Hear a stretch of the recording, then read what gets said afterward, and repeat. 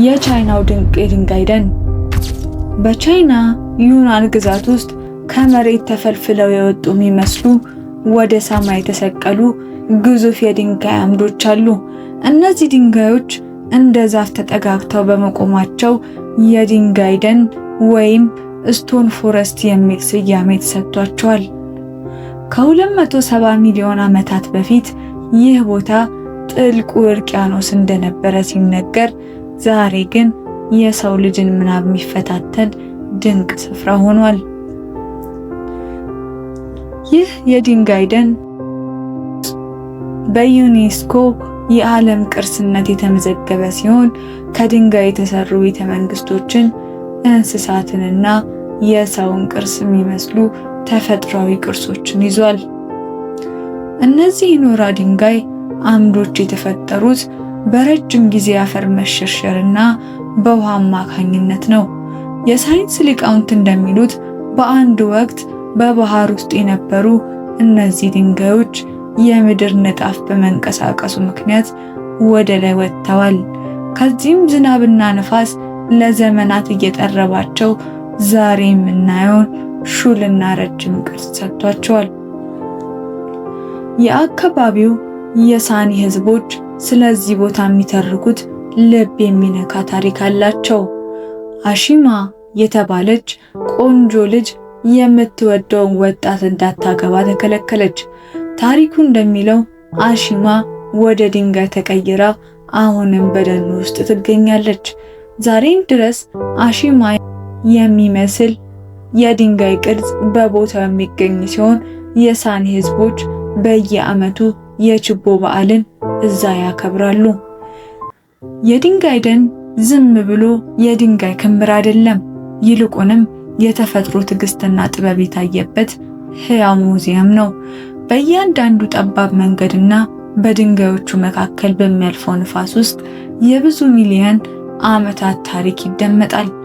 ቻይናን የሚጎበኝ ሰው ይህን ቦታ ሳይ ቢመለስ የተፈጥሮን ትልቁን ምስጢር እንዳላየ ይቆጠራል። ነገር ግን አንድ ትልቅ ጥያቄ አሁንም ተመራማሪዎችን ያስገርማል። በድንጋይ ደኑ ጥልቅ ክፍል ውስጥ የተወሰኑ ድንጋዮች በሰው እጅ የተጠረቡ በሚመስል መልኩ ፍጹም ትክክለኛ የጂኦሜትሪ ቅርጽ አላቸው።